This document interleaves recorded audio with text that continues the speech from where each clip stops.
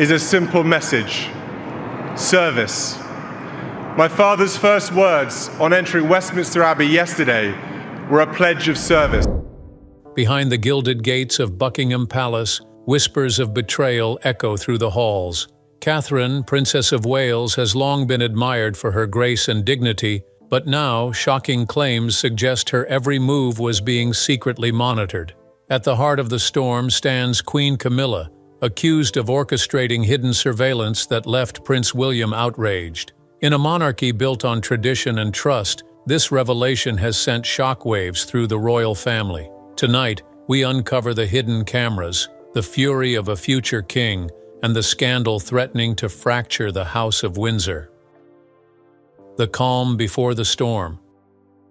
The world often sees the royal family through a carefully polished lens. On the surface, it is a life of privilege, duty, and tradition, but behind the scenes lies a fragile balance of relationships, influence, and trust. For Prince William and Catherine, Princess of Wales, the picture seemed nearly perfect. Together they embodied the future of the monarchy, a young couple admired for their composure and stability. With 3 children and an ever-growing role in the royal spotlight, they were viewed not just as heirs but as symbols of continuity, bridging the past with the future. Their public image was one of unity. William carried himself with the quiet strength and dignity expected of a future king, while Catherine appeared the ideal consort, a steadying presence who balanced warmth with elegance. Together they seemed to represent everything the monarchy needed to survive in a changing world. The public adored them, and the press often painted them as the bright, modern face of royalty. At royal engagements,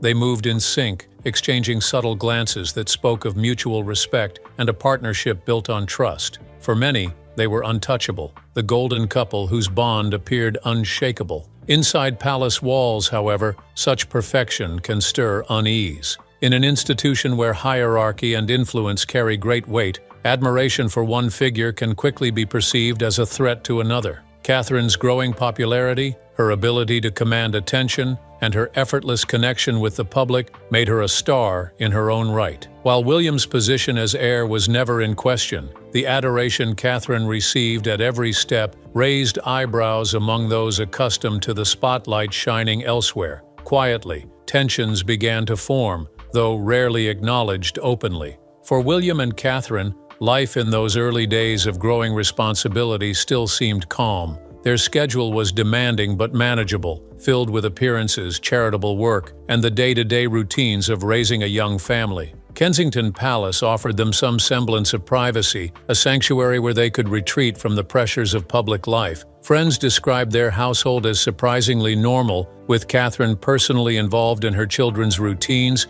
and William determined to give them as grounded a childhood as possible. It was, to the outside world, the image of domestic bliss. Yet, as history has often shown, tranquility in the royal household rarely lasts. Underneath the calm exterior, subtle fractures were beginning to form, unseen by the public but increasingly felt within the family. William and Catherine remained blissfully unaware of the whispers, the cautious glances, and the private conversations that hinted at discontent. They focused on their duties, believing loyalty and trust were shared values within their circle. What they did not know was that the peace they cherished was about to be tested in ways neither of them could have imagined. The storm had not yet arrived, but the air was already shifting. In those quiet moments, when the world praised their unity, the seeds of suspicion were being sown elsewhere. Soon, the serenity that surrounded William and Catherine would be shattered by revelations that threatened not only their privacy, but also the fragile trust holding the monarchy together.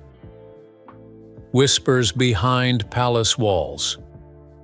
The calm that seemed to envelop William and Catherine was more fragile than it appeared. As the couple carried on with their duties, always smiling for the cameras and presenting the picture of harmony, something else was stirring in the background. Within the labyrinth of palace corridors and behind the closed doors of drawing rooms, whispers began to circulate. At first, they were nothing more than quiet murmurs, fragments of suspicion that seemed too improbable to be true. Yet, in the rarefied world of royalty, where influence is currency and trust is often stretched thin, such whispers rarely fade away. Staff members, discreet yet ever watchful, began to notice subtle changes in the atmosphere. A question asked at the wrong moment, a comment that suggested knowledge of matters that had never been shared openly, a lingering sense that private conversations were somehow finding their way into the wrong ears. To outsiders, these might have seemed like coincidences, the harmless quirks of life in a household constantly under public scrutiny. But to those within the palace walls, such details carried weight. Where had this knowledge come from? And who was listening when no one was supposed to be? Rumors began to take shape, whispered in hushed tones among aides and staff who had long grown accustomed to keeping secrets. Some dismissed the notion entirely, unwilling to believe that the sanctity of a royal household could be compromised in such a manner. Others, however, felt a gnawing unease. There were simply too many moments that could not be explained away, too many hints that something more deliberate might be unfolding. William and Catherine remained, for the most part, unaware. Their trust in those closest to them was strong, and neither could have imagined that their privacy might be under any kind of threat. But trust within the palace is not always universal. While the young couple sought balance between their public duties and private lives, there were those who watched with keen interest. Catherine's growing influence in the public eye, her ability to charm not just crowds but entire communities, had become a point of quiet conversation. Her every choice, from wardrobe to words, carried impact, and with that impact came unease among those who feared being overshadowed. It was in this delicate environment that the whispers grew louder. Small suspicions hardened into theories. The idea that someone might be listening, that Catherine herself might be observed in ways that crossed every boundary of respect and trust, began to take root. For some, the thought was unthinkable. For others, it was entirely plausible, a reflection of the constant power struggles that ripple beneath the surface of the monarchy. The whispers did not reach William directly, at least not yet. They lingered in the shadows, carried quietly from one corridor to another, passed in subtle exchanges that never appeared on record. But the effect was already beginning to form. What had once been a calm and steady environment was turning into something fragile, something that could shatter with the right revelation. The storm hinted at in earlier days was no longer a distant possibility. It was now creeping closer, gathering force within the very walls of the palace. And when it finally broke, it would not be a quiet ripple of discontent, but a wave that threatened to pull William and Catherine into its center. Camilla's growing influence. The whispers that moved through the palace corridors did not emerge in isolation. They were woven into a larger shift taking place within the monarchy, one that centered on Queen Camilla herself. For years, she had lived under the shadow of a difficult public image, one marked by controversy and skepticism. Yet with Charles's accession to the throne, her position was no longer tentative. She was Queen Consort, firmly established at the side of the king, and with that title came influence she had never before possessed. Camilla understood the workings of the royal household in a way few outsiders ever could. She had endured decades of scrutiny, hostility, and whispers of her own. Survival in such a world required more than resilience. It required a keen awareness of dynamics, a sharp understanding of power, and a willingness to act when opportunities arose. With Charles now king, Camilla's presence was no longer peripheral. She was central to the running of the monarchy, and she intended to secure her place within it. It was against this backdrop that Catherine's rising star began to cast an ever-lengthening shadow. While Camilla had earned a degree of acceptance, particularly in recent years, Catherine's popularity was unquestionable. Wherever she went, crowds gathered. Her poise, her style, and her warmth with children and families all served to make her not only admired, but adored. For many, Catherine was the embodiment of what the modern monarchy should look like. That adoration, however, was not without consequence. Within the palace, admiration could feel like competition, and competition bred tension. Whispers of surveillance, then, carried a dangerous implication. To some, it seemed unthinkable that anyone in Camilla's position would involve herself in something so brazen. To others, it seemed entirely possible. She had risen from years of scandal to the highest rank beside the king, and she knew better than anyone that control was essential. The palace was not merely a home, it was a stage, and every actor on that stage sought to protect their role. In such an environment, the line between watchfulness and intrusion could easily blur.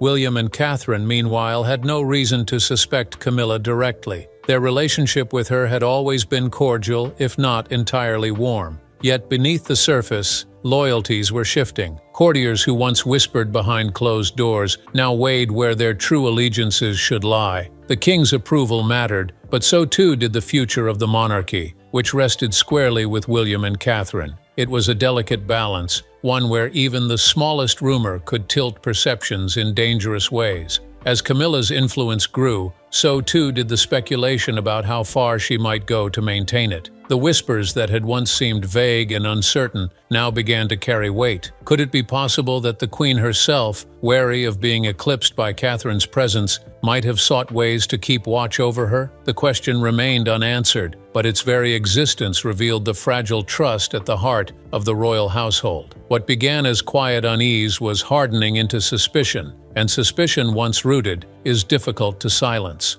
The stage was being set for revelations that would not only shock William but also test the very foundation of the monarchy itself. The secret surveillance plot. Suspicion alone might have remained confined to whispers had there not been small but undeniable signs that something unusual was happening around Catherine. In the early days, the details seemed minor, the kind of things that could easily be dismissed as a coincidence. A private comment she made in her sitting room found its way into conversations she never intended. A personal routine she kept inside the palace was remarked upon by those who had no reason to know. At first, Catherine brushed it aside, attributing it to gossip, the inevitable background noise of royal life. Yet as the instances grew more frequent, the feeling of being observed began to take root. In an institution as tightly run as the monarchy, privacy is a rare and cherished commodity. Every royal learns to live with the watchful eyes of the press, the flash of cameras, and the constant scrutiny of the public. But within palace walls, there is supposed to be sanctuary. Kensington Palace had long been a retreat for William and Catherine, a place where their children could run in the gardens and where private conversations remained private. To imagine that even this space might have been compromised was almost unthinkable, and yet the evidence quietly pointed in that direction. It was in this climate of unease that rumors of hidden cameras began to emerge. Some suggested that they had been discreetly placed in areas frequented by Catherine, perhaps hidden in objects so ordinary that they would never attract suspicion. Others believed the surveillance was less direct, perhaps involving audio devices tucked into corners or corridors, able to capture snippets of conversation and daily life. Nothing could be proven at first, but the very suggestion was enough to ignite concern. The question then became one of motive. Why would anyone seek to spy on Catherine? For those who had long watched the dynamics within the family, the answer seemed obvious. Catherine was no longer just the wife of the heir. She was a figure of immense influence, someone whose presence and popularity often outshone senior members of the monarchy. To keep her in check, or at the very least to ensure her every step was monitored, could have been seen as a strategy to retain control within the shifting power structure of the royal household. The possibility that Camilla herself might be connected to such surveillance was not spoken aloud in official circles, but it hovered in the air nonetheless. Her rise to influence had been hard-won, and she was keenly aware of how fragile acceptance could be. To imagine her sanctioning a quiet watch over Catherine was shocking, but not entirely beyond belief. For William and Catherine, still unaware of the full scale of what was being whispered around them, life continued with a veneer of normality. Yet the seeds of betrayal had already been sown. Hidden cameras, if indeed they existed, represented more than intrusion. They were a violation of trust at the deepest level. The palace, once thought of as a refuge, was becoming a stage where even private lives could be observed without consent. And soon, the truth of this secret surveillance plot would come crashing into the open, shattering the fragile calm that still lingered around the future king and queen. William's discovery.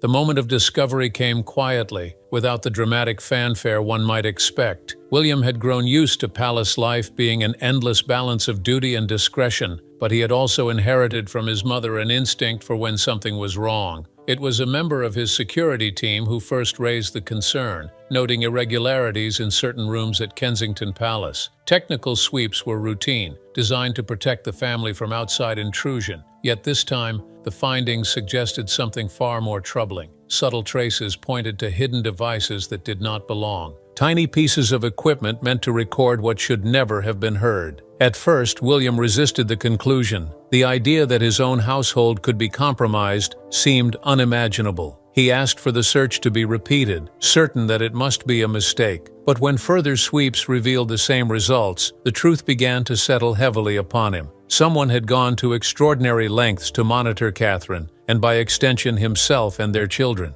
This was not a matter of gossip or misplaced curiosity. It was deliberate, it was invasive, and it was personal. When William was finally shown the evidence, his composure cracked. Those who were present described a fury unlike anything they had seen from him before. His voice, usually calm and measured, was sharp with anger. To think that Catherine, the woman he had fought to protect from the harshest scrutiny of public life, had been subjected to secret surveillance within the walls of her own home was intolerable. He paced the room in disbelief, torn between rage and the cold realization that this betrayal came from somewhere close, perhaps even from within the highest circle of the monarchy itself. For William, the violation struck at the core of everything he valued. He had built his adult life on the lessons of privacy and trust, determined never to repeat the painful mistakes that had haunted his mother's story. Now those very boundaries had been shattered. To imagine Catherine moving about her home, unaware that she was being watched, filled him with both sorrow and rage.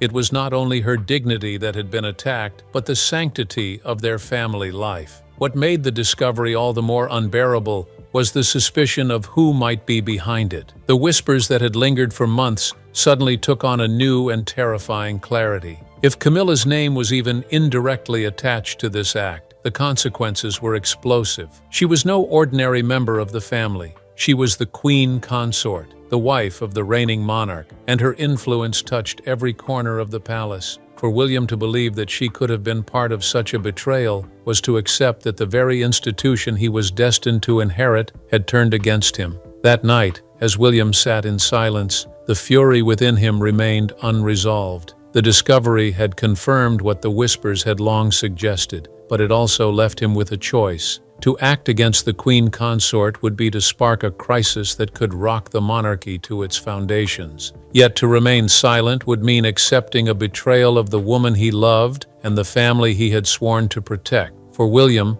the storm had arrived, and there would be no turning back. Catherine under watch. When William finally told Catherine what had been uncovered, the words seemed to hang in the air longer than they should have. At first she looked at him with disbelief, as if he were describing an absurd rumor rather than a reality that could affect their lives so directly. The thought that someone had placed devices to watch or listen to her in the supposed safety of their home was almost too much to process. For years, she had learned to carry herself with grace under relentless public attention, but the palace had always been her place of retreat. To hear that even this sanctuary had been invaded struck her with a deep and personal wound. Her first reaction was silence. Those who knew Catherine best said she had always met adversity with calm, choosing composure over panic. Yet this was different. The invasion was not from photographers across a street or tabloids chasing a story. It had come from within, from a hand that had access, from someone who understood the intimacy of her daily routines. It was betrayal on a scale that words could scarcely describe. Her trust, carefully built over years of navigating royal life,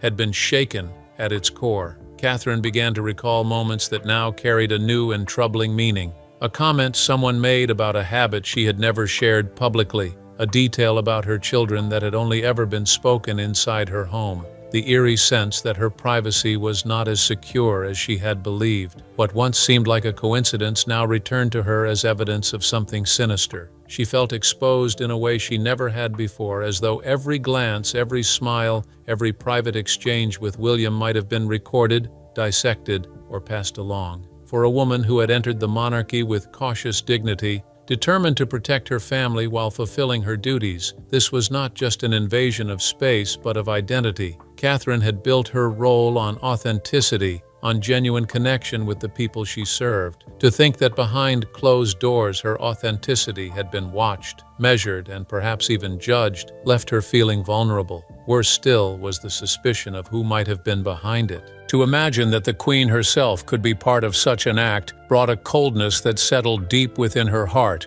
William's fury gave Catherine strength, yet she also knew the danger of unchecked anger. She reminded him that they were not simply a husband and wife facing betrayal, but the future king and queen of a monarchy that could not afford open war within its walls. Still, her calm words could not disguise the pain in her eyes. She had endured criticism, scrutiny, and relentless pressure, but never this. Never the sense of being hunted within her own home. That night, Catherine closed the doors of her chambers with a weight she had never felt before. The walls of Kensington Palace, once a shield against the outside world, felt suddenly thin and penetrable. Trust had been broken, and the fracture was not just within her household, but within the monarchy itself. The cost of such a violation could not yet be measured, but she knew it would shape every choice she and William made from this moment forward.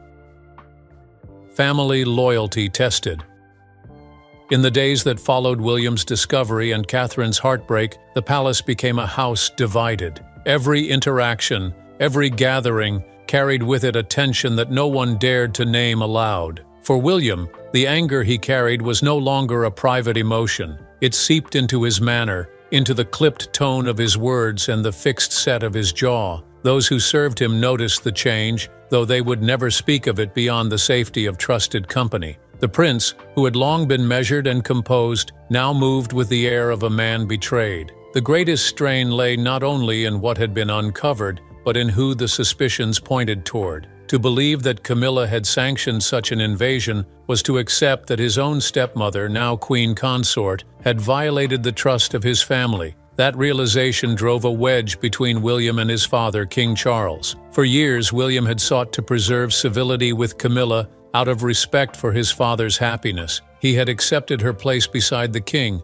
even when his heart carried doubts. But this was different. This was not about public acceptance or private reconciliations. This was about Catherine, his wife, his partner, and the mother of his children. Charles, for his part, found himself caught between loyalty to his wife and the deep love he bore his son. He listened with furrowed brow as William voiced his anger, but his responses were measured, his words chosen, with the care of a man who knew one misstep could ignite a scandal that would shake the monarchy. Charles urged patience, suggesting that conclusions should not be rushed, that the truth might be more complicated than it appeared. Yet William saw in his father's restraint something that felt dangerously close to denial. It only sharpened the sense of isolation that he and Catherine now felt. Behind closed doors, Catherine stood beside her husband with quiet strength. Though her own pain was raw, she reminded William that their children's future depended on how they navigated this storm. She feared the rift between father and son might become irreparable, and the thought pained her almost as deeply as the violation itself. The monarchy had weathered scandals before, but rarely had the fracture been so personal, so centered on the heart of the family.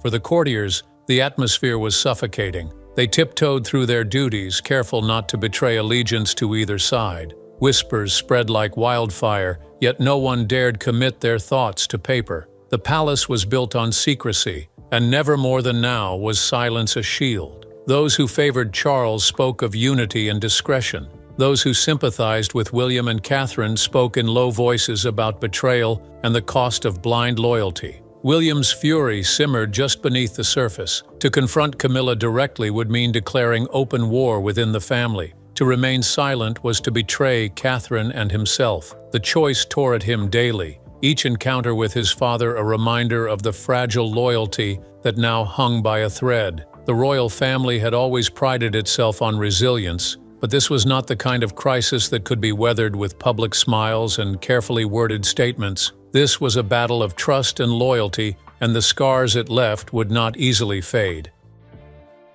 The palace in crisis mode. The tension that gripped the royal family could not be contained within private walls for long.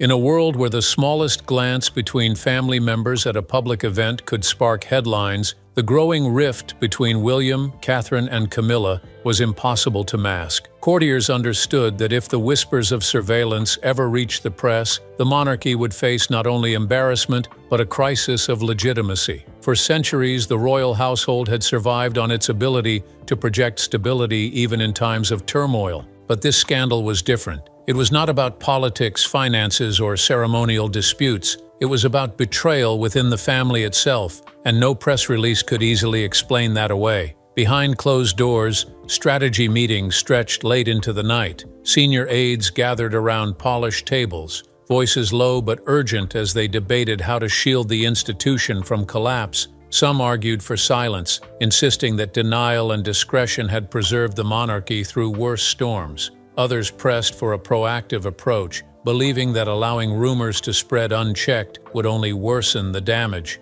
Each option carried risks, and no one seemed able to settle on a solution that could contain both the fury of the heir and the reputation of the queen consort. Charles himself attempted to take the reins, though even he appeared unsettled. His instinct was to protect Camilla, to shield her from the wave of suspicion now circling her name. Yet he also knew the weight William carried as the future king. To dismiss his son's anger outright would not only fracture their bond further, but risk alienating the very figure upon whom the monarchy's survival depended. The king urged restraint, repeating to those closest to him that family disagreements must never become public wars. But the anxiety in his eyes betrayed the truth. He knew that if William's fury erupted in the open, no amount of palace spin could contain the fallout. Meanwhile, whispers outside the palace walls were beginning to grow louder. Reporters who had long cultivated sources within the royal household sensed that something was brewing.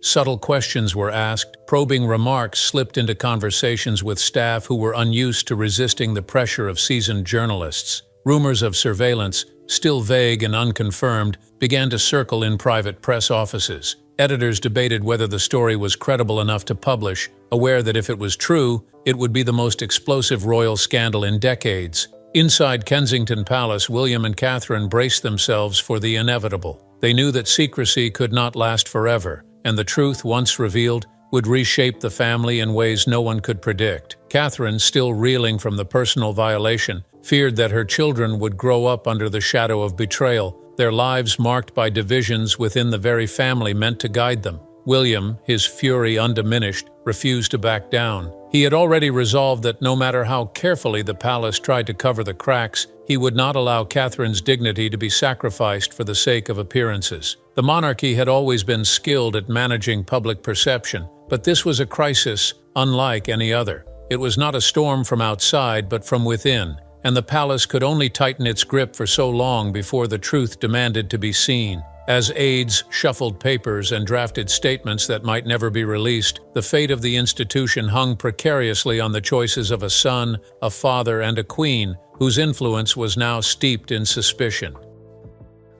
Fallout and future consequences. The crisis that had gripped the royal family could not be neatly tied up with silence or carefully crafted statements. The damage, though managed behind closed doors, left scars that no amount of public smiles could conceal. For William and Catherine, the discovery of surveillance within their private sanctuary became a turning point in their lives as future monarchs. It was no longer simply about fulfilling their duties with grace. It was about protecting themselves from those within their own walls, about questioning every glance, every word, every promise of loyalty. Trust, once broken, is never fully restored, and for William and Catherine, that reality became part of their daily existence. William's relationship with his father suffered most visibly. Though Charles tried to balance his loyalty to his wife with his devotion to his son, the fracture between them grew wider with every passing week. To William, his father's defense of Camilla felt like complicity, a refusal to acknowledge the weight of betrayal Catherine had endured.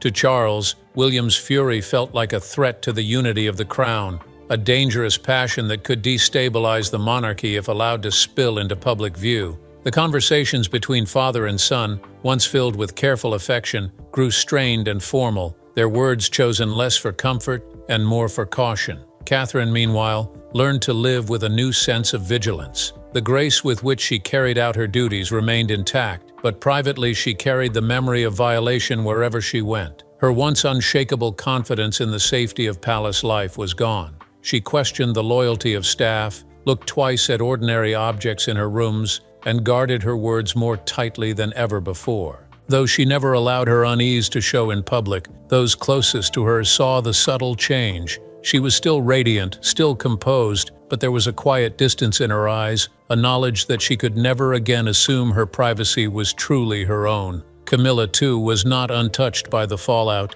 Though no proof ever emerged publicly to tie her directly to the surveillance, the suspicion lingered. Within certain circles of the court, her influence was still respected, yet there were others who looked at her with quiet doubt. Trust in her motives was weakened, and whispers of ambition and overreach clung to her like a shadow. She knew that William's gaze upon her had hardened, that whatever civility they once shared was now fragile and cold. The monarchy, as an institution, survived the scandal, as it always had. Public appearances continued, ceremonies unfolded with grandeur, and the nation was shown the familiar face of continuity. Yet behind the polished veneer, something had shifted irreversibly. William and Catherine emerged from the ordeal stronger in their bond, but wary of those around them. Charles, burdened by the tension between his wife and his heir, carried the weight of knowing the crown he wore sat upon a family fractured by mistrust. The future of the House of Windsor remained intact, but its foundations were marked by cracks that time could not easily mend. For William and Catherine, the road ahead would be one of vigilance, determination,